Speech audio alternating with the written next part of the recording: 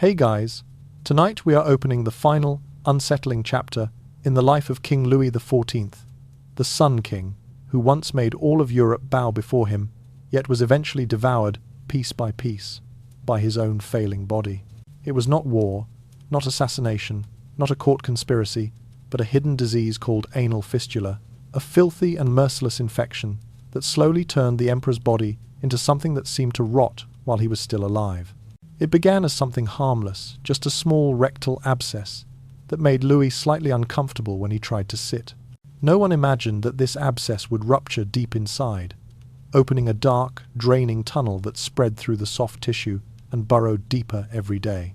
From a tiny swelling, it became an invisible monster, gnawing at Louis XIV from within, leaving him in such agony that standing up or coughing felt like having a blade slice into his flesh. The physicians of the 17th century tried every method they could conceive: cauterizing heat, bloodletting, herbs, prayers, massage, and finally a horrifying surgery performed without anesthesia, executed with a curved knife called the bistouri royal, crafted specifically for the king.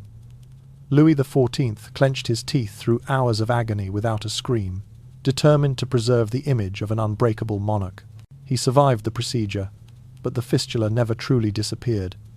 It became a curse, recurring, spreading, festering with infection, and continuing to destroy his body for nearly 3 more decades. So, before you get comfortable, take a moment to like the video and subscribe, but only if you genuinely enjoy what I do here. Let me know where you're watching from and what time it is where you are. Feeling connected to our community across the world is always one of the best parts of these nights together. Now, dim the lights, maybe turn on a fan for that soft background hum, and let's ease into tonight's journey together. In the resplendent halls of Versailles, beneath chandeliers that glowed like captured starlight, between mirrors polished to a quiet brilliance and gilded walls that seemed to hum with centuries of ritual, Louis XIV, the Sun King, ruled with an authority that felt almost celestial. His reign, stretching for more than 7 decades, became one of the most defining eras in the history of France. Palaces rose from the earth with astonishing grandeur, gardens unfurled like embroidered tapestries, and the arts blossomed into a style that the rest of Europe could only imitate. Versailles was not merely a royal residence. It was a stage crafted to project the idea of divine kingship. A world in which everything and everyone revolved around the king, just as planets revolved around the sun he claimed as his symbol. And yet, as the nights grew longer in the closing years of his life, the shimmering facade that surrounded him began to hide a silent and unsettling truth. Behind the rituals, behind the layers of velvet and brocade, behind the carefully orchestrated choreography of court life, a different story was unfolding. Quieter, darker, and far more human. It was the story of a body that had begun to betray its master, a slow unraveling that no courtier's flattery and no spectacle of power could conceal forever. The final years of Louis XIV were marked by an affliction that the court whispered about only behind closed doors. It was an illness born from the most private region of the body, an ailment that seemed almost unworthy of a man who had once dominated the continent with his will alone. It began as a slight discomfort, something so small that it could easily have been ignored, a minor swelling, a tenderness that the king found irritating but not alarming. After all, Louis had survived wars, rebellions, and the exhausting machinery of politics. What harm could a small, bothersome ache possibly do? But the body is indifferent to grandeur, and illness does not kneel before authority. What had seemed insignificant slowly deepened, burrowing inward with a patience that felt almost cruel. The swelling became an abscess, the abscess a source of increasing pain, and the pain a companion that would not leave him even in the stillness of night. As the palace glittered with festivities and music, the king was quietly forced to reckon with the truth that his own flesh was turning into a prison one, without mercy and without escape. Court physicians observed the change with growing unease. They saw the slight wince when Louis attempted to sit, the strained breath he drew when forced to stand too long during ceremonies, the flicker of discomfort that crossed his face even when he tried to hide it. No one dared speak of it openly. To acknowledge the king's suffering was, in some way, to acknowledge that the sun itself could dim. Versailles was a place built on spectacle, and the greatest spectacle of all was the image of an eternal, unshakable monarch. But behind this carefully maintained illusion, The king's body was waging a quiet war against him. In the long corridors that smelled faintly of wax and perfume, whispers began to drift like smoke. Some said the king was merely exhausted from the burdens of age. Others insisted it was only a passing ailment. Yet those closest to him knew that something deeper was at work. The pain did not fade. Instead, it settled into his days and nights with a stubborn permanence. Where once Louis strode through his court like the axis upon which the world turned, he now moved more slowly, more carefully, as though each step demanded its own negotiation. As the illness progressed, the contrast between the grandeur of Versailles and the frailty of the king grew sharper, almost haunting. The palace still blazed with gold and ceremony, but within the private chambers of the Sun King, shadows lengthened. There, far from the eyes of foreign ambassadors and dazzled courtiers, Louis XIV confronted a truth that every human eventually must, that even the strongest will cannot command the body forever. In those hidden rooms, he was no longer the embodiment of absolute power, but a man aging, wearied, and slowly being undone by a single wound that refused to heal. And so, the story of Louis, in these final years, was no longer merely the story of victory, celebration, or the glittering world he had created. It was the story of a king learning, day by day, that he too was captive within the fragile boundaries of flesh. The body that once carried him through triumph after triumph had begun to close around him like a silent, unyielding cage. The public still saw Louis XIV as the embodiment of strength, a regal figure who stood tall beneath gilded ceilings, a monarch whose confident gaze could quiet a room, a ruler who stepped into every ceremony as though the entire universe pivoted gently around him. But behind the closed doors of Versailles, beyond the layers of etiquette and reverence, a different truth was quietly tightening its grip. The king's body, once so sure and commanding, had begun a descent that no symbol of divine authority could disguise. As the years layered themselves upon him, the first signs of decline appeared almost timidly. There were moments of fatigue that he brushed aside, bouts of back pain that he attributed to age, a heaviness in his limbs that slowed his strides during the long, formal processions. These small inconveniences seemed harmless enough natural consequences of time, but they were merely the surface of something deeper, for within the privacy of his chambers, a new and troubling discomfort arose, one that the Sun King found too indelicate to acknowledge even to himself. A disease of the anal region believed to have begun as an abscess or a developing fistula emerged like a hairline crack in what had long appeared an impenetrable wall. At first, it caused nothing more than irritation, a stinging ache when he sat for too long, a sharp twinge when he walked, a warmth that felt unnatural. The king bore it silently, expecting it to fade with time. But the body had chosen a different path. What began as mild discomfort soon grew into something swollen, angry, and relentlessly painful. The tissue around the wound became inflamed, reddened, and tender. The abscess expanded with pressure and heat, and eventually a persistent discharge began to seep from the hidden opening, a constant reminder that the king's suffering was far from over. This would have been a formidable illness, even in an age of advanced medicine. But in the 17th century, it became something far more daunting. The physicians who surrounded him were limited not by their dedication, but by the era in which they lived. Their remedies, however earnestly applied, belonged to a world still fumbling in the dark. They had herbs to soothe, yet none to cure. They had poultices to warm the skin, but none to halt infection. They had bloodletting, which weakened a body already struggling, and primitive surgical tools that invited as much risk as relief. These attempts at treatment played out in the dim stillness of the king's private chambers. The physicians would enter with hushed tones, carrying jars of tinctures, heated irons, and small knives whose edges were far from clean. They pressed warm cloths against the inflamed tissue, hoping to draw out the swelling. They drained what they could, wincing at the king's involuntary flinches. They applied herbal mixtures, whose scents filled the air, but brought little true comfort. And through it all, Louis XIV endured, his face often composed for dignity's sake, even as waves of pain tightened around him like invisible restraints. His lifestyle, lavish, ceremonial, and rigid, offered no mercy. His meals were rich, often overwhelming the body with heavy meats, dense stews, and generous quantities of wine. Banquets stretched late into the night. Court rituals forced him to sit for long hours upon ornate chairs, or to stand motionless during ceremonies that had been designed to emphasize royal endurance. Days were spent receiving ambassadors, attending councils, and appearing before the court at every prescribed moment. Nights were not always restful. The pain made sleep elusive, and even turning in bed became an effort that pulled sharp breath from his lungs. A body pushed to such excess slowly loses its capacity to defend itself. Within this overworked shell, the small, infected region of the king's flesh grew increasingly destabilized. The abscess, once minor, deepened, the tissue weakened, the infection spread through pathways that no one at the time could fully understand. What should have remained a localized irritation began to dominate the king's existence, turning that single vulnerable point into the quiet center of an unfolding catastrophe. And so, in the splendid heart of Versailles, where music drifted through gold-framed halls and courtiers moved with rehearsed grace, the king carried within him a silent storm. Each day, the wound asserted more control, pulling him further from the image that had shaped his entire reign. The Sun King, who had long insisted that all things orbit him, now found himself revolving helplessly around the relentless ache of his own body, a reminder that even the brightest sun must, eventually, dim. As Louis XIV grew older, he found himself increasingly surrounded by layer upon layer of unrelenting pain.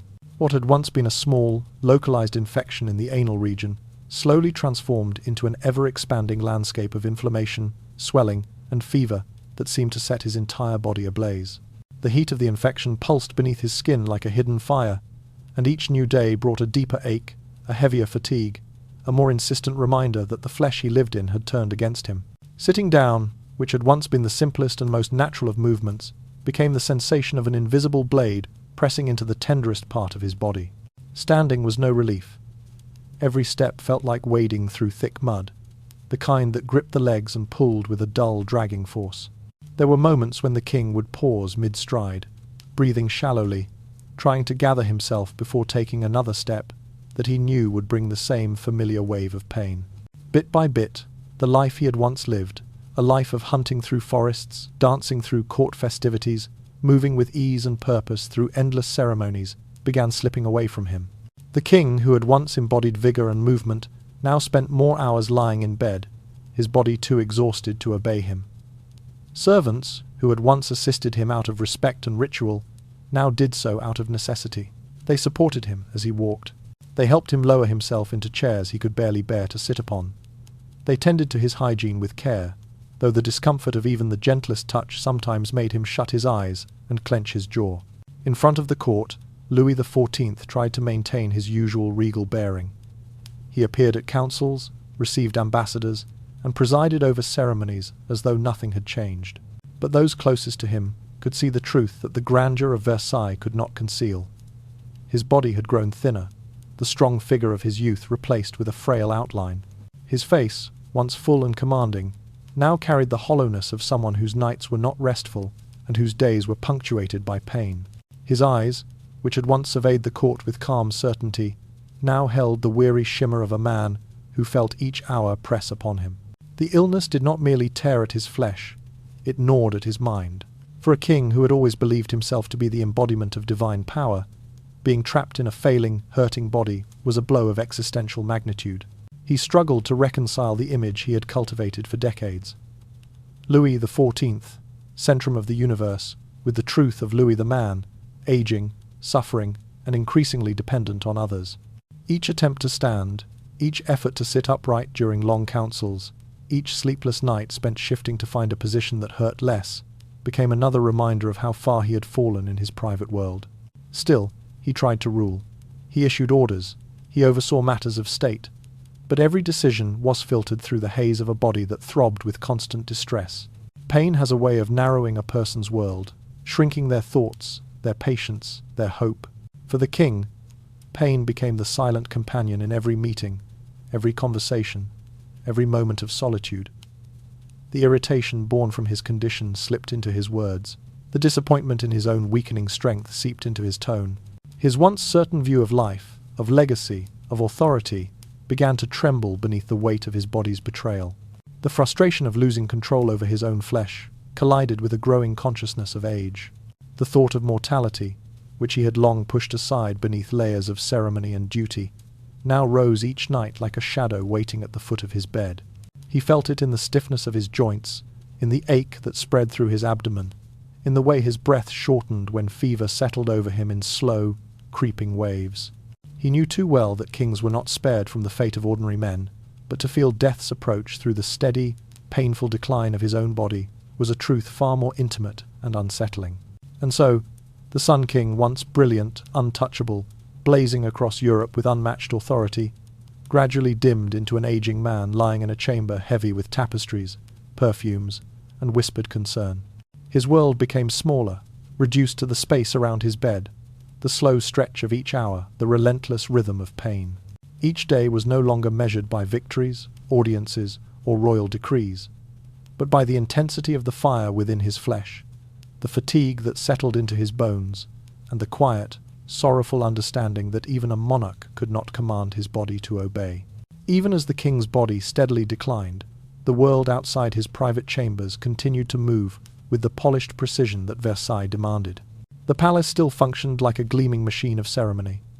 Balls with shimmering fabrics swirling beneath chandeliers, lavish feasts where silver trays clattered softly, music drifting through galleries, theatrical performances staged for nobles eager to be seen, and ambassadors ushered into gilded rooms, heavy with ritual. From the outside, the image of the Sun King remained untouched, majestic, immovable, the eternal center of every orbit, every gesture, every ritual choreographed around the idea of him. But behind the golden doors, in the hush of dim corridors and the soft murmur of anxious attendants, another story was being whispered. The murmurs spread slowly at first, like a breeze brushing through tapestries. The king had missed a morning ritual. He had stayed in bed past the hour of rising. A council meeting had been moved not to another hall, but into his chamber itself. Servants came and went more often than before. Physicians were seen stepping in with lowered eyes and leaving with sealed expressions. Soon, it became clear even to those who tried to ignore it. The king appeared less frequently, and when he did, his presence carried a strange fragility that unsettled those who had always seen him as unshakable. The bed, once merely the centerpiece of royal waking rituals, had become his true throne. He spent long hours nestled among pillows, shifting carefully to avoid the sharp pull of pain. Ministers entered quietly, bowing low, placing documents on tables brought beside the bed. Decisions once made with the king striding across vast rooms were now murmured as he lay still, lifting his hand only when necessary. He still tried to project command, but even in the dim candlelight, his thinning face and weary breath revealed what etiquette could not hide. The Sun King still shone, but his light flickered beneath the strain of a failing body. As Louis XIV's strength waned, the machinery of absolute monarchy began to shift in subtle but undeniable ways. His ministers, once merely instruments of his will, now found themselves taking on responsibilities he could no longer fully oversee. Meetings grew longer, papers accumulated. Decisions that would once have passed instantly through him were now debated among advisers before reaching his bedside. In the quiet hours after one of these councils, a few of them exchanged worried glances, aware that each day they carried a little more weight than the day before. The king's illness, once thought to be a private matter of health, began affecting the structure of governance itself. Power, which Louis had spent decades gathering into his own hands like a precious metal, began to soften and slip. He could still direct, still speak, still insist, but the intervals between his appearances grew wider, and the number of whispered conversations grew larger. His absence, even when brief, created spaces that others stepped into. Ministers offering interpretations of his will, courtiers positioning themselves more boldly, distant factions observing with renewed interest. A king confined to his bed meant a kingdom adjusting its balance inch by inch. Yet the deepest shift was not political but personal. For a man who had shaped an entire nation around the idea of his invincibility, being weakened by his own flesh was a quiet devastation. He who had shone like the sun now felt the dimming of his own warmth. There were nights when he lay awake, eyelids heavy but unable to sleep, listening to the muffled steps of attendants and the faint echo of music from distant halls.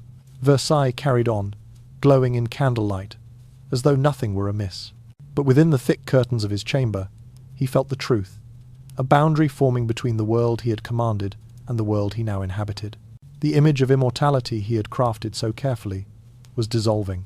He could feel it in the stiffness of his limbs, in the sharp flare of pain that shot through him when he tried to rise too quickly, in the way servants rushed to steady him before he toppled. A man who once embodied absolute strength now grappled with the frailty of bone and skin, each movement reminding him that no crown could shield him from mortality. And as his own body faltered, so too did the vast structure resting upon him. Cracks appeared not sudden, but spreading, delicate yet unmistakable. While Versailles glittered and continued its rituals, the king lying in its heart knew that the true decline had already begun. In those final years, the illness that clung to Louis XIV drained him little by little, like a candle burning low in a draughty room. The infection that had begun so quietly, tucked away in the hidden tissues of the body, had by now spread deeper, pulling a chain of complications behind it.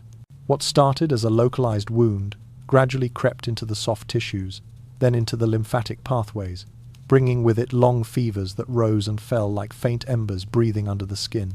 His strength waned in slow, uneven waves, until even the simple act of lifting his head left him pale and breathless. It was as if an invisible creature was gnawing at him inch by inch, reshaping his body into something fragile and exhausted. The physicians of the court, respected, learned men of their age, had little to offer. Their tools were limited, their knowledge bound by the borders of a 17th century understanding of the human body. They tried everything that tradition allowed: bloodletting to ease the heat, poultices of herbs to draw out the swelling, massages meant to circulate humours, and mixtures of oils, roots, and warm cloths placed gently over the inflamed region. Some treatments were done in near silence, heavy with resignation. Others filled the room with the earthy smell of boiled plants and the soft, stifled groans Louis could no longer hide. Each attempt brought more discomfort than relief, and with each day that passed, hope shrank while the pain lingered, stretching itself across every hour of his waking and sleeping. Before long, Louis rarely left his bed. The footsteps that once echoed confidently through the mirrored galleries of Versailles became rare, slow, unsteady. To shift his weight, to sit up, or even to adjust his legs required assistance. Every movement sent sharp, burning waves from the infected region up along his spine and into his hips, until his entire body felt gripped by fire. His limbs grew thinner, his face hollowed, and his eyes, once steady, commanding, seemed to float between fatigue and quiet suffering. He lived within a body that felt heavier each day, as though time itself was pressing down on him. Yet even in this frailty, Louis tried to remain king. A small table next to his bed was stacked each morning with documents, petitions, reports, decrees waiting for his mark. Ministers gathered close so he could hear them without straining. Though his eyes sometimes drifted shut from the intensity of his pain, he insisted on listening, insisted on deciding, insisted on signing. Authority became a rope he held onto with everything he had left. As long as he could command, he still felt like the Sun King glowing faintly in the dusk of his final months. But the rope thinned over time. By the end of that summer, his body was failing in ways that none of the physicians could ignore. Fever lingered for hours, then for whole days, rising and falling like tides. His breathing grew shallow, each inhale a fragile negotiation with the world. His pulse weakened and flickered. There were moments of confusion, slips into half-dreams, then jolts of clarity that came with their own kind of torment. The infection had travelled too far, and the remedies of the age were powerless against it.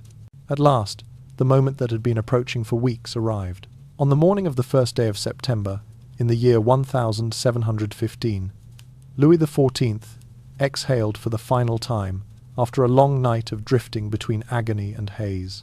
Death came not as a sudden strike, but as a door closing gently, inch by inch, after many weeks of dimming light. Versailles sank into mourning. Courtiers bowed their heads for a king who had ruled for more than 70 years, a man whose decisions had shaped the contours of France, whose presence had defined an era. And yet, behind that solemn grief, there was another quieter truth blooming in the minds of all who watched his final decline.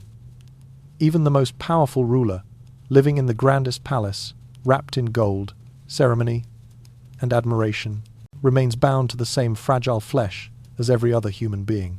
The last years of Louis XIV did not roar with grandeur. They whispered a softer, more haunting reminder that all radiance must someday dim, and that even a Sun King must one day walk into the shadows of illness and mortality. When Louis XIV released his final breath, Versailles settled into a strange and heavy stillness, a mixture of ceremony and exhaustion that seemed to cling to every gilded surface. It was impossible for anyone in the palace to deny the truth before them. France had just lost the man who had guided it for more than 7 decades. Through war, diplomacy, art, architecture, and spectacle, his presence had shaped every corner of the kingdom. Courtiers mourned the Sun King, remembering the splendor of his youth, the victories that had once lifted France to dazzling heights, the rituals that glittered like constellations across the palace grounds, and the grand structures that rose toward the sky, as if attempting to rewrite the horizon itself. On the surface, his legacy appeared secure. France stood as a formidable power, admired and envied across the continent. The monarchy he crafted, centralized, disciplined, radiant, seemed unshakable. Versailles, still glowing under the pale morning light of early September, remained the greatest symbol of his vision, a palace so overwhelming that foreign envoys often described it as a world unto itself. Yet beneath the official ceremonies, beneath the immaculate mourning clothes and carefully measured movements, another feeling drifted quietly through the halls, an unspoken recognition that the peak of this era might have already passed. For years, the kingdom had watched the king's health unravel thread by thread, and it was as though his body had been echoing the slow unraveling of something much larger. Those who had seen him in earlier decades spoke of pageantry and triumphs, but those who had witnessed his final season spoke in hushed voices about the frailty that clung to him like a shadow. The long decline of his body served as a kind of whispered prophecy, a reminder that even a king, no matter how absolute, could not rise above the boundaries of human flesh. And so the palace found itself caught between 2 images, the Sun King blazing across Europe in his prime, and the silent, wasted figure who had lain helpless in his final weeks. That contrast hung in the air like a veil, neither lifted nor acknowledged aloud. While courtiers reviewed the victories of his reign, they also murmured about those last days. The hollow cheeks, the dim eyes, the stiffness of limbs that once moved with unshakable pride. The sight of the king, once considered almost immortal, reduced to stillness on his bed, had shaken many to their core. His death did not merely close the life of a monarch. It unsettled an entire order that had been built upon his singular presence. Beneath the heavy draperies of Versailles, beneath the ornate ceilings and the muffled footsteps of servants arranging the mourning rites, a quiet question settled into the minds of those who remained. Could a system constructed around one central figure continue to balance itself when that figure was no longer there? For so long, the machinery of the French court had revolved around Louis XIV. His preferences shaped policy, his moods shaped diplomacy, his rituals shaped the daily rhythm of thousands. Even the layout of Versailles itself, with its rooms radiating outward from his own, mirrored the concept of a kingdom anchored entirely in the person of the king. Now that the Sun King was gone, that radiant center had dimmed, and the orbit he commanded began to wobble in ways that were subtle but unmistakable. Ministers, generals, and nobles understood this instinctively, though none dared voice it. The stability that had seemed eternal was, in truth, bound to one man's body, and that body had finally failed. Across the palace, the line between grief and apprehension blurred softly, like smoke blending with morning mist. Some mourned sincerely, shaken by the magnitude of the loss. Others bowed their heads with calculated stillness, already thinking of the shifts in influence that might follow. A few felt the faint tremors of fear as they wondered whether the absolute monarchy could endure without the force of will that had sustained it for more than 70 years. Outside, the gardens of Versailles were quiet, their ponds reflecting the muted sky. Inside, the air felt suspended, as though time itself was holding its breath. Louis XIV had been more than a king. He had been the axis of an era. And now, with that axis gone, France stood at the edge of an uncharted path. His death closed a chapter gilded in triumph and shadowed in suffering. But it also opened a larger, more unsettling question, one that would linger long after the mourning banners were taken down. Would the grand structure he had built remain standing, or had the kingdom already begun to crack in the places only his presence had held together? After the passing of the Sun King, the crown fell onto the head of a child, Louis XV, who ascended the throne at only 5 years of age. That single image carried within it the quiet tremor of an era, shifting an enormous kingdom that had once revolved around the will of one determined, commanding man, now resting upon the narrow shoulders of someone too young to understand the weight of the golden circlet placed upon him. Instead of the familiar certainty of an absolute monarch, France found itself entering a period of regency, a time in which dukes, nobles, and factions gathered like circling currents around the small figure sitting on the throne, each hoping to influence, to guide, or to control the future of the kingdom. What Louis XIV left behind was not merely splendor and glory, but also debts accumulated through ambitious wars, a court swollen with expenses, and a population carrying quiet, simmering discontent. The grandeur that had dazzled Europe for so many decades had been built on great cost, financial, political, and human, and those costs now pressed upon the young monarch's reign before he even understood what they meant. Ministers studied the ledgers with furrowed brows. Generals assessed armies thinned by the long war of the Spanish succession. Advisers spoke in guarded tones about the stalled economy and the burdens that would only grow heavier as the years stretched onward. Louis XV, though destined to rule for many years, could not project the same aura of invincible authority that had surrounded his great-grandfather. The child's presence did not command rooms the way the Sun King once had. The rituals continued, the ceremonies were enacted, but the fearsome reverence in the eyes of courtiers was gone. Versailles still glittered, but the glow felt different, less like the radiance of a star, more like the after-image left once a bright light has dimmed. Everywhere one looked, the shadow of Louis XIV remained.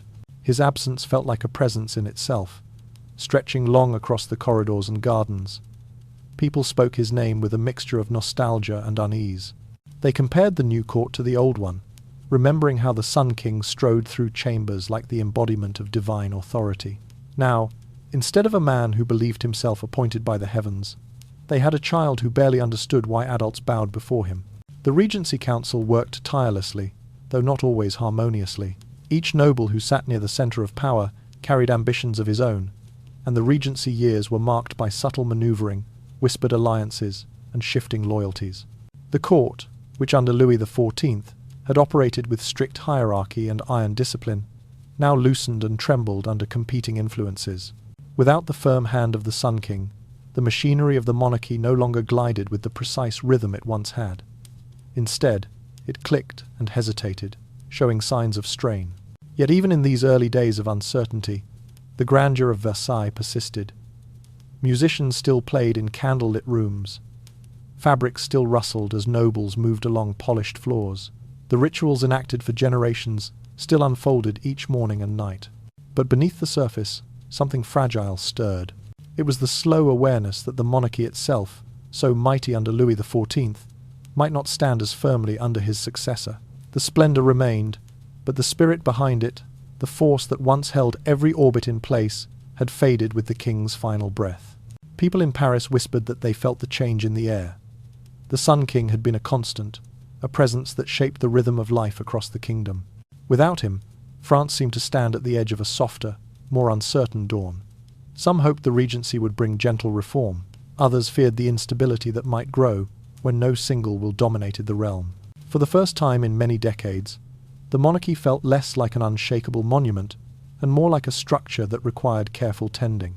Louis XIV's legacy hung above the court like a great tapestry, woven of triumph and excess, brilliance and burden, splendor and strain. And as the young Louis XV began his fragile reign, the kingdom found itself living not only in the light of what the Sun King had built, but also in the long, lingering shadows he left behind. Over the passing years, the order that had once seemed so natural, this belief that a king was chosen by God, that he stood immovable at the center of the political universe, began to loosen, almost imperceptibly at first, like old threads weakening beneath the surface. The debts accumulated through war and construction, especially the immense costs of Versailles, pressed heavily upon the finances of France. Each year, the burden grew more difficult to ignore. Tax collectors found themselves demanding more from those who already had little. Villagers saw their harvests diminish under the weight of obligations. Merchants struggled beneath regulations shaped to benefit the court rather than the common people. Meanwhile, everyday life for ordinary citizens remained harsh and uncertain. The gap between rich and poor, already pronounced during the later years of Louis XIV, continued to widen. The glittering image of a court bathed in gold, perfumed air, and endless ceremony began to clash sharply with the reality outside its gates. Bread was scarce in many provinces. Winters were unforgiving. Families counted each coin, while nobles at Versailles spent fortunes on silks, fountains, and elaborate feasts.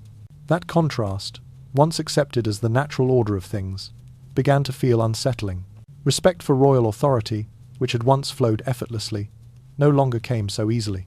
The idea that a single individual, elevated only by birth, could decide the fate of an entire nation began to provoke quiet questions. These questions did not yet shout, they whispered, but the whispers multiplied. Why should one man hold absolute power simply because he belonged to a particular lineage? Why should the suffering of rural families remain unheard behind the thick, gilded walls of Versailles? Why must the people bleed in taxes while the court lived in splendor? These shifts did not emerge in a single moment. They unfolded slowly, the way illness had quietly eroded the strength of Louis XIV. Year after year, confidence in the monarchy thinned. The image of the king as a divine, untouchable figure faded bit by bit. During the reigns that followed through Louis XV and later Louis XVI, each successor inherited not only the throne, but also the cumulative weight of these doubts. They ruled a kingdom that had been altered by the final years of the Sun King's long life, even if they did not fully grasp how deep the change ran. Ideas that had once been confined to scholars and philosophers began to slip into wider circulation. Notions of human rights, liberty, and equality travelled quietly through the country, murmured in taverns, debated in salons, passed between writers who shaped their thoughts into words that caught like sparks in dry fields. Books questioning the nature of power found eager readers. Conversations once considered dangerous were now held more boldly. The belief that a king could never be challenged began to erode. Meanwhile, Versailles continued to exist in its familiar magnificence, but its brilliance felt farther from the realities of France with each passing year. The rituals persisted. The rising of the king, the royal meals, the endless processions of courtiers who bowed and whispered praises. But to many, these ceremonies no longer symbolized divinely sanctioned order. Instead, they looked like the habits of a world that no longer understood the nation it claimed to lead. The palace, once the proud heart of France, began to resemble a distant island, separated from the hardships pressing upon the land. As time moved forward, the monarchy found itself increasingly out of step with the currents shaping society.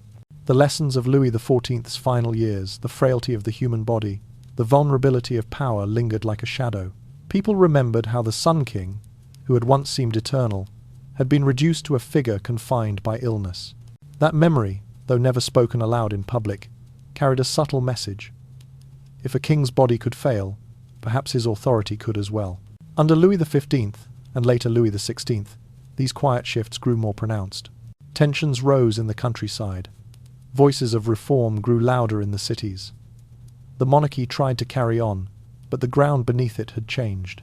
The belief in absolute authority, which had once been as solid as stone, now trembled like something built on sand. By the time new generations reached adulthood, the world of the Sun King was already fading into memory. What remained was a France increasingly shaped by ideas that questioned everything Louis XIV had represented. His reign had been the apex of absolute monarchy, but in the decades that followed, those same principles were slowly unraveling. And as the years continued to pass, it became clear that the world after him was not simply continuing, it was quietly transforming. When one looks back, it becomes clear that the age of Louis XIV was both a summit and the first downward slope of a long decline. He had built a centralized state of extraordinary strength, drawing every thread of authority into his own hands, shaping a kingdom that revolved entirely around the crown. Versailles became the great beating heart of that system, a place where every gesture, every bow, every whisper was calibrated to reinforce the image of a monarch who stood above all others. And for a while, it worked. France gleamed beneath his rule, magnificent and orderly, a realm held together by the gravity of one powerful will. But that very design contained the seeds of its own fragility. When a structure depends so completely on one person, the entire edifice begins to tremble the moment that person weakens and collapses when he disappears. The kings who followed him inherited the machinery he had constructed, but they did not inherit his presence, nor his authority, nor the aura that had allowed him to command obedience without needing to raise his voice. They stepped into a world shaped by his decisions yet lacked the weight to sustain it. They faced realities that could no longer be ignored, immense spending that had drained the treasury, wars that followed one after another, a noble class accustomed to privilege and resistant to reform, and a population worn thin by taxes, hunger, and a sense that justice belonged to the few rather than the many. Where Louis XIV had once been the radiant centre, later monarchs began to feel like heavy celestial bodies that pulled the kingdom downward rather than guiding it forward. In the salons, in the cafes, in private rooms where thinkers gathered, questions that had once been unthinkable began to rise to the surface. What was the purpose of a king? Did the crown truly hold authority by divine will alone? Could a single man, no matter his lineage, possess the right to determine the fate of millions? These questions did not erupt suddenly. They grew slowly, quietly, the way water seeps through stone, until the stone can no longer hold. Looking back, it becomes clear that these debates were not born during the later reigns of Louis XV or Louis XVI. Their origins stretched much farther, all the way to the first dazzling years, when Versailles opened its doors and the Sun King crafted a world meant to glorify him. In those early celebrations in the golden halls, the mirrored galleries, the elaborate ballets, where he himself danced the role of the rising sun, the idea of divine monarchy reached its most splendid form. But the very height of that brilliance cast shadows long enough to reach the generations that followed. For as Louis XIV aged, the gap between appearance and reality widened. His magnificent court did not reveal the vulnerabilities hidden beneath its surface. A kingdom strained by debts, a population growing restless under taxation, a nobility divided between loyalty and ambition, and a monarch whose body was slowly betraying him. When his strength began to fail, it exposed how much of France rested on a single pair of shoulders. And when those shoulders could no longer bear the weight, the entire system shuddered. His successors inherited a throne encircled by pressures he himself had helped create. They inherited a court of dazzling splendor, but also a fragile balance of factions. They inherited a kingdom adorned with monuments, but also burdened by the costs of building them. They inherited the legacy of the Sun King, but also the expectations that no one after him could truly fulfill. What had once seemed eternal now appeared brittle. The weakening of the monarchy mirrored, almost eerily, the weakening of Louis XIV's own body in his final years. As infection spread through his flesh, the system he had designed showed its own symptoms of strain: political rigidity, financial exhaustion, and a growing disconnect between the rulers and the ruled. His personal decline and the slow fraying of the regime that followed were not separate stories, but two reflections of the same truth. Even the grandest constructs, once thought unshakable, eventually reveal their limits. In this way, the fall of his health and the vulnerability of the monarchy after him form two sides of a single narrative. His brilliance illuminated France, but it also burned too fiercely, consuming resources, exhausting expectations, and leaving those who came after him with an inheritance too heavy to bear. The Sun King's light dazzled Europe, yet behind that radiance lay the beginning of the long twilight that would eventually draw the age of absolute monarchy to its end. Even though Louis XIV had long been laid to rest, the shadow of his death continued to spill across the history of France like a slow-moving eclipse. People remembered him through two sharply contrasted images that seemed almost impossible to reconcile. On one side stood the Sun King, the architect of a powerful France, the monarch whose radiance shaped an entire era, and whose will once seemed capable of bending Europe itself. On the other was the frail old man, confined within a failing body, reduced to pain and immobility, trapped in flesh that had turned against him. These two portraits belonged to the same life, yet they lay so far apart that memories of him always carried a faint tremor, as if his story had never fully settled into one shape. It was precisely this contrast that made the tale of Louis XIV linger so hauntingly. It revealed the chasm between myth and mortality, between the shimmering symbol and the vulnerable human being hidden behind it. His reign had been crafted to appear flawless, eternal, fortified by divine right and unquestionable authority. Yet in his final years, the illusion cracked. Those around him had seen with their own eyes that even the brightest sun could dim, that even a king believed to be almost sacred could suffer, weaken, and disappear like any other person. And once such a truth had been witnessed, it could not be forgotten. The kings who followed him lived under the weight of that memory. They inherited the throne he had shaped, the palace he had adorned, the rituals he had perfected. But they also inherited something far heavier, the quiet skepticism that now clung to the monarchy itself. The Sun King had raised the crown to its highest point, but in doing so, he had also exposed how far it could fall. Every successor found himself measured not only against Louis XIV's achievements, but also against his decline. The image of the powerful monarch was forever accompanied by the image of the ailing man. That was the unspoken inheritance, an unease that spread slowly, like a whisper carried from corridor to corridor, generation to generation. The monarchy no longer possessed the aura of absolute permanence it once enjoyed. The people had seen the king's suffering, heard of his sleepless nights, his frail body, his final breath. They had witnessed, or at least sensed, that the divine figure atop the throne was, in the end, completely human. And if the king was human, then perhaps the idea of kingship was not as sacred, not as immutable as they had once been taught. As time passed, this quiet doubt grew. It seeped into conversations in salons, into the writings of philosophers, into the restless minds of citizens who bore the weight of taxes and inequality. The monarchy still stood, gilded and ceremonious, but beneath its polished exterior, something fundamental had shifted. The certainty that had once surrounded the throne had thinned, becoming fragile as glass. The successors of Louis XIV struggled to command the same reverence. Their words carried less force, their presence less awe. When the French Revolution finally erupted, it did far more than overturn a single monarch. It tore apart the entire idea of absolute kingship, an idea Louis XIV had once embodied with perfection. The crowds that surged through the streets were not merely rejecting the rule of Louis XVI. They were rejecting the centuries-old belief that a king could stand above all others by divine decree. And somewhere in the origins of that upheaval, quietly woven through the decades, lay the memory of the Sun King's slow decline.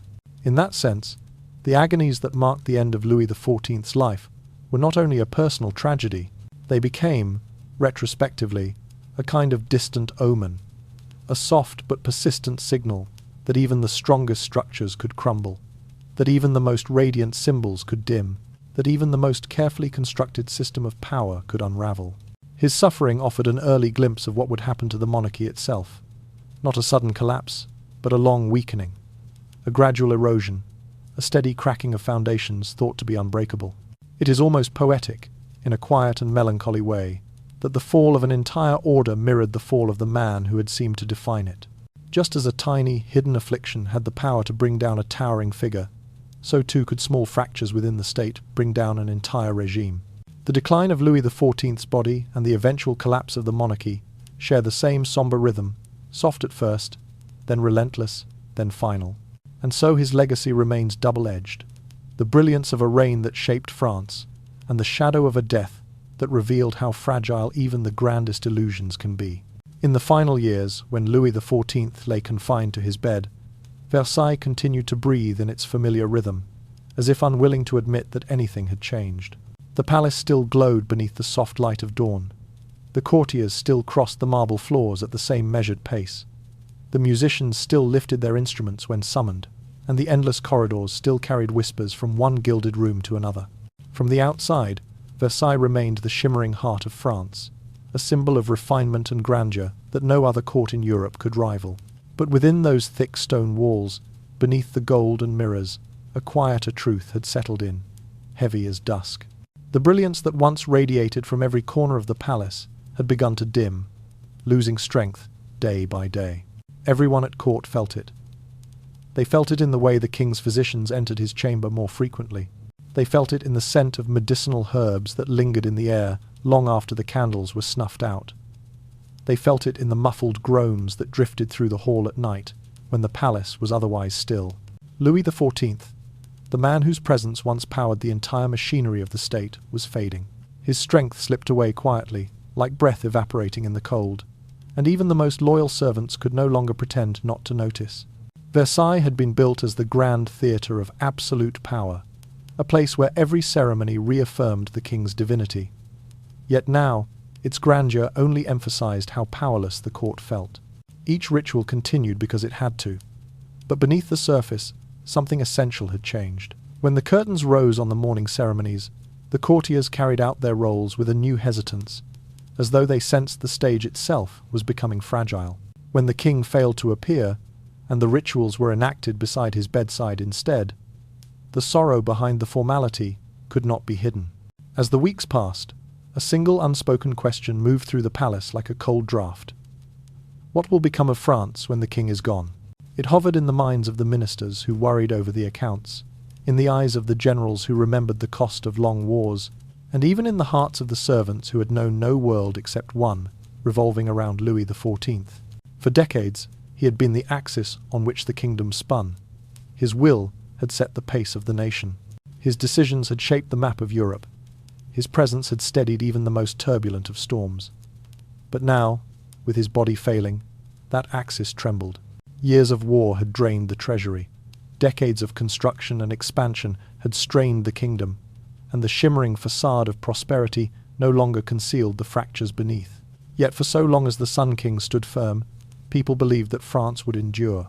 It was a belief woven through the very architecture of Versailles. The soaring ceilings, the endless mirrors, the flood of sunlight that filled every room, all of it was designed to say, the king is eternal. But in the king's darkened chamber, where candles burned low and his breath came in shallow waves, eternity felt far away. Even those who loved Versailles most began to see the truth. The palace felt different. Its energy waned with the king's. The footsteps that once rang with confidence now softened, as if the marble itself did not wish to disturb him. The courtiers moved with a kind of reverence mixed with dread, aware that they were witnessing the end of something far larger than a single life. Ministers paused longer before speaking. Guards stood a little more still. Musicians played with quieter hands. It was as though the entire palace, from its grand halls to its smallest chambers, had begun to hold its breath. Versailles remained magnificent, but it no longer held the invincible brilliance of its prime. There had been a time when the Sun King's stride through the Hall of Mirrors commanded absolute silence, when every glance of his eyes redirected the ambitions of nobles and the fate of armies. But now those memories felt distant, softened by the fog of illness that filled his final years. The palace that once seemed untouchable revealed itself to be only a shell, magnificent yet vulnerable, shining yet delicate. And in those quiet months, Versailles became something it had never been before, a reflection of fragility. It mirrored the truth that even the brightest light must one day diminish, even the strongest throne must someday stand empty, and even the grandest palace must learn to continue without the figure at its center. As Louis XIV's life ebbed away, the palace did not collapse, but it dimmed, flickered, and whispered toward a future that no longer revolved around its brightest star. During the period when his illness grew steadily worse, Louis XIV could no longer rise on his own, could no longer participate in the mourning ceremony of the Lever du Roi, could no longer act as the living axis around which every gesture of Versailles revolved. A king who had once commanded all of Europe with an iron will now depended entirely on the hands of others, simply to be lifted from his pillows, dressed in fresh linens, or positioned upright long enough to sign a document. Nothing pained him more deeply than this helplessness. The agony was not only carved into his flesh, but buried beneath the proud, controlled gaze he still tried to maintain. Beneath the lace cuffs and the heavy brocade lay a humiliation he refused to speak aloud.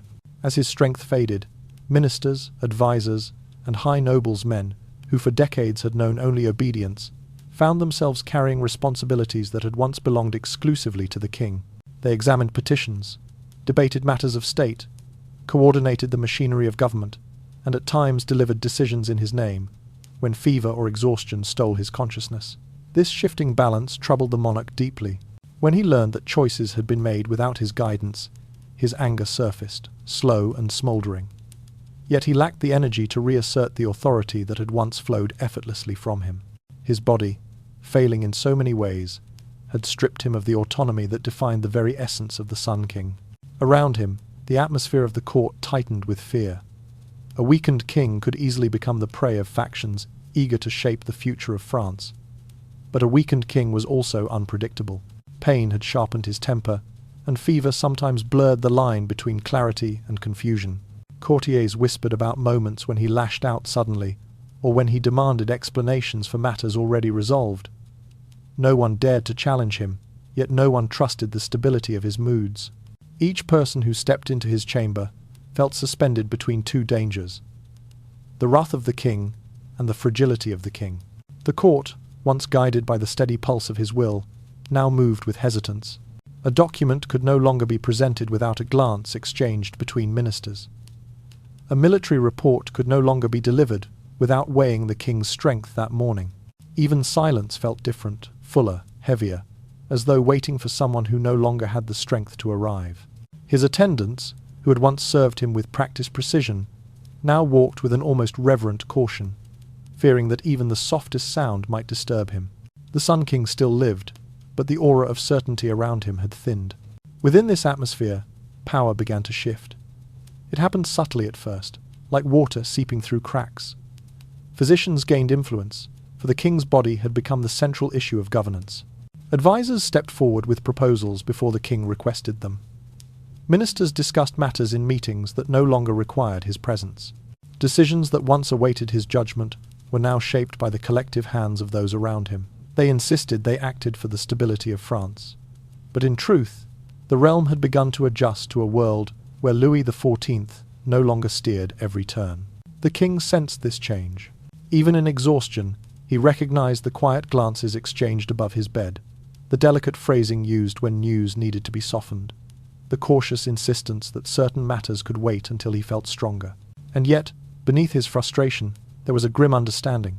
He was losing his grasp on the throne, not through rebellion or defeat, but through the slow erosion of his physical strength. The greatest symbol of absolute power in Europe was being undone by the simple, undeniable fact of human frailty. Still, he fought to assert his authority whenever he could. There were days when he ordered a council, even though he could barely remain upright. There were evenings when he dictated letters to foreign courts with a voice thin from pain. But each effort left him more exhausted, and each attempt revealed how deeply his illness had carved into the foundations of his rule. Ministers began to prepare for a future in which they, not the king, would guide France. Their conversations grew longer, their influence broader, though always under the veil of loyalty. They were not seizing power in rebellion. They were filling a vacuum created by the failing body of the man who had once held everything in his hands. And so, within the gilded walls of Versailles, a quiet transformation unfolded.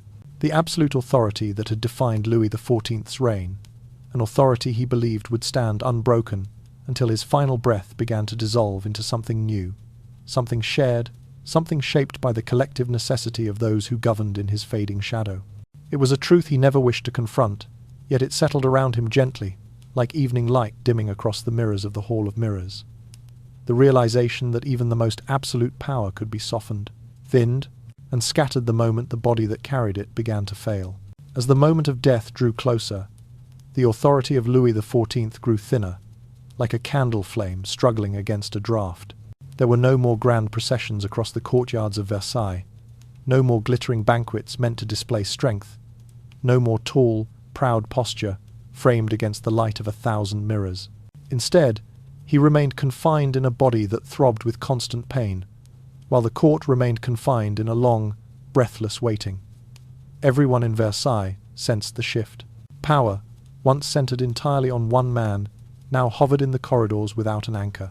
No one spoke of it, but all felt the tremor of a world preparing to turn. Those who had long depended on his favor quietly began tracing new paths for themselves. Old factions, kept in check for decades by the sheer force of his will, now slowly lifted their heads, testing the air like animals sensing a dying predator. Their whispers softened, their glances sharpened. They no longer feared a king who seemed nearly immortal. They now saw, in the dim light of his sick room, a man fading hour by hour, his influence shrinking with every weakening breath.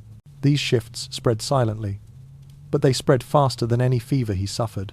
Inside the royal chamber, Louis XIV tried to preserve the last fragments of dignity still within his reach. When strength allowed, he received select visitors, sitting upright with effort, hands trembling slightly beneath embroidered cuffs. He issued orders when his mind remained clear enough, reminding himself that he was still the one chosen by God, still the Sun King who had shaped France according to his vision. Yet each attempt only sharpened the contrast. A king who once commanded whole armies now struggled to hold a quill steady. A monarch who once danced in mirrored halls now winced at the slightest movement. The body that had once symbolized absolute control had become a cage of swelling, burning flesh. The court split into two layers of reality. On the surface, courtiers bowed, murmured the required titles, and maintained the ritual choreography that defined life at Versailles. But underneath that polished veneer lay a different truth. Preparations for a future without him. The reverence that had once been instinctive now mingled with caution and calculation. People wondered, quietly but urgently, who would inherit not only the crown, but the immense apparatus of power built across more than 7 decades. Who would guide France in the uncertain years to come? Who would restore order when the sun finally set? Louis XIV's presence, once overwhelming, had shrunk to the small radius of his bedchamber. Ministers debated without him. Advisers met in hushed groups, their footsteps careful but their voices firmer than before. Even the servants moved differently, still respectful, but no longer frozen by the awe he once inspired. Every person in Versailles understood that they were living through the last days of an era. The long reign that had defined their world was dissolving, not with a dramatic clash, but with the slow unraveling of a dying man's strength. Meanwhile, the king clung to the fading remnants of his identity. He reminded himself of battles won, treaties secured, palaces built. He pictured the dazzling court of his youth, full of music and silk and sunlight. But memory offered little comfort. His mind drifted in and out of coherence as pain spread through his limbs. There were moments when he imagined standing again in the Hall of Mirrors, surrounded by the brilliant reflection of his own authority. But then the swelling would tighten in his body, the fever would return, and reality would remind him brutally of his decline. His attempts to project control only underscored his weakness. He knew, even if he would not admit it aloud, that his reign was no longer held together by his will. It was held together by habit, by ritual, by the lingering echo of a man he could no longer be. In the shadows of the palace, the quiet calculations continued. Noble families positioned themselves carefully, each seeking influence in a world that would soon be reshaped. Aspirations, once dangerous to voice, now sprouted like weeds in an untended garden. The courtiers remained outwardly loyal, but their loyalty had shifted focus from the man who was dying to the uncertain future that would follow him. And so, the structure built over more than 70 years, a structure centered entirely on one dominant figure, began to tremble. A system that depended on absolute authority could not withstand the gradual erosion of the body that symbolized it. The collapse did not come with a cry or a clash, but with a whisper.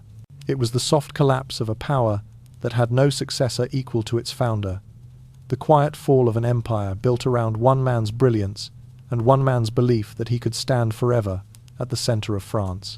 In those final days, the tragedy of absolute monarchy revealed itself fully. When the foundation is a single human being, then all authority, all stability, and all grandeur must fall when that human being can no longer stand. The day the Sun King died, Versailles did not erupt in grief. There were no piercing cries, no desperate wails echoing across the marble floors, no thunderous outpouring of emotion such as the world had witnessed when he first ascended the throne. Instead, the palace sank into a heavy stillness, a quiet so deep it felt like the moment when the last trace of sunlight slips beneath the horizon and darkness begins its slow spread. His passing, long expected, brought no shock. Yet the silence itself revealed the magnitude of the void left behind, a space so immense that not even the grandeur of Versailles could conceal it. Almost immediately after his final breath, the central question hovering over the palace was not how France should honor the memory of Louis XIV, but how France could avoid collapsing under the weight of his absence. Everyone understood that when a political order stands upon a single figure, the death of that figure becomes the first crack in the entire foundation. No matter how carefully the rituals of succession were performed, no matter how solemn the mourning, nothing could disguise the fact that the realm was entering a moment of dangerous uncertainty. The regent, the nobles, and the powerful families wasted no time in positioning themselves closer to the fragile new monarch, Louis XV, a child scarcely old enough to comprehend the meaning of the crown placed upon his small head. Behind the heavy doors of Versailles, beneath the shimmering chandeliers and frescoed ceilings, the palace transformed into a political battlefield. Courtiers whispered, strategized, shifted loyalties with the quiet precision of players in a game where every move could determine decades of influence. Outwardly, they maintained the facade of order, dignity, continuity. But within the shadows, alliances formed and dissolved with restless urgency. The king's death also peeled back the ornate layers that had long concealed the kingdom's deeper vulnerabilities. France was not the invincible force it once appeared to be. The wars that had showcased its might also drained its coffers. Taxes weighed heavily on the peasants and merchants who kept the nation functioning. The architectural marvels that adorned the realm, including the Palace of Versailles itself, had cost more than gold. They had cost stability. Behind the gilded mirrors and manicured gardens lay the truth. The kingdom was financially strained, socially unsettled, and increasingly disconnected from the people who bore its burdens. In such a moment, the absence of a strong ruler only magnified the fragility of the state. Louis XIV had, through sheer will and unwavering conviction, held the machinery of government tightly in his grasp. Even in his declining years, his presence, though weakened, had been enough to keep the competing factions in check. But now, with his influence extinguished, the system he built appeared less like a monument of permanence and more like a vast structure suddenly deprived of its central pillar. The irony was unmistakable. The very elements that had made his reign so magnificent, the concentration of power, the elaborate rituals, the monumental architecture, became weaknesses once he was gone. Versailles had been designed as the beating heart of the kingdom, every corridor channeling authority toward the king. Yet now, in the stillness after his death, it felt like a grand body whose heart had stopped, uncertain whether it could continue to function on memory alone. As courtiers navigated this shifting terrain, the atmosphere inside the palace grew dense with anticipation, as though the walls themselves were holding their breath. No one dared speak of chaos, but everyone sensed its approach. The monarchy had lost a figure whose sheer longevity had shaped not only France but the imagination of Europe. Replacing such a figure was not merely a matter of ceremony. It required rebuilding confidence, re-establishing balance, and mastering forces that had long been suppressed. In the days following his passing, the rituals of mourning unfolded with meticulous precision. Black draperies softened the gold of the halls, choirs murmured prayers in trembling cadence. Yet beneath this carefully orchestrated solemnity, the court remained restless. The regent's authority would be tested. The nobles' ambitions would grow bolder. The child king's future would hang on the decisions made in these quiet, uncertain hours. Outside Versailles, the people of France watched with cautious eyes. They mourned a king who had shaped their nation, but they also lived with the consequences of his choices. The wars that emptied their pockets, the taxes that strained their livelihoods, the grandeur that elevated the monarchy at the expense of those who sustained it. In fields, in towns, in marketplaces, the sense of awe once evoked by the Sun King had faded into something more complicated, a mixture of reverence and weariness. And so, the passing of Louis XIV, though expected, marked not merely the end of a reign but the unraveling of an era. The quiet that filled Versailles was not peace. It was the quiet before a tremor, the pause before a shift. A glorious age had dimmed, and what remained was the unsettling recognition that the brilliance of a single man had concealed fractures that now lay painfully exposed. After the death of Louis XIV, the history of France slipped into a transitional age, a quiet corridor between what had once been blazing brilliance and what was now becoming a distant, fragile memory. The radiant glow of the Sun King, which had dominated Europe for more than 7 decades, softened into something almost ghost-like, an echo of a world that could not sustain its own magnificence forever. His decline in the final years of his life had already made it clear that the era he created was not built to last indefinitely. Beneath the splendor, there had always been seams, and now those seams were beginning to loosen. Louis XV, and the kings who followed him, inherited the vast apparatus of authority that Louis XIV had constructed. The palaces, the ceremonies, the centralization, the codes, the expectations of obedience. Yet they did not inherit the intangible force that had allowed him to command the kingdom with such ease, the almost mythical aura that made nobles submit without hesitation, that made the people believe their monarch was more than mortal, that persuaded all of Europe to acknowledge France as a power touched by destiny. Without that invisible weight pressing everything into order, the structure began to sway. Within only a few decades, the foundations that had seemed immovable began to show cracks. Beneath the polished surface of Versailles, a different France was stirring. The people, long burdened by taxes and the memory of endless wars, began to speak more openly of their struggles. The gap between the court's opulence and the country's hardship widened into something that could no longer be ignored. A new unease crept through the villages and cities, a sense that the promise of glory had not reached them. Meanwhile, the voices of the Enlightenment slowly gathered strength. Philosophers, writers, and thinkers questioned ideas that once seemed eternal. The divine right of kings, the purpose of government, the nature of justice. Their words travelled farther than anyone expected, slipping into salons, taverns, and study rooms. They offered a different vision of society, one not built on the will of a single man, but on the rights of many. Step by gentle step, these ideas chipped away at the old world. In this shifting landscape, the monarchy struggled to keep its footing. Louis XV attempted to rule in the shadow of his great-grandfather, but the shadow was too long, too heavy. He wore the same crown, walked the same halls, sat on the same throne, yet could not command the same obedience. What Louis XIV had once held together through charisma and iron resolve began to loosen in the hands of his successors. The court remained elegant, the ceremonies impressive, but the aura of invincibility had faded. The dissatisfaction of the people grew gradually, like water rising behind a dam. Taxes increased, debts mounted, and the court continued its rituals as if nothing outside its walls had changed. But everything had changed. The more the monarchy clung to its traditions, the more distant it seemed from the lives of those who sustained it. Whispers turned into murmurs, and murmurs into conversations spoken with less fear. The king's power still existed, but it felt thinner, stretched, unable to touch every corner of the realm the way it once had. Looking back, it becomes clear that the death of Louis XIV was not merely the end of a single reign. It was a signal, subtle, yet unmistakable, that the very system he embodied was approaching its natural limit.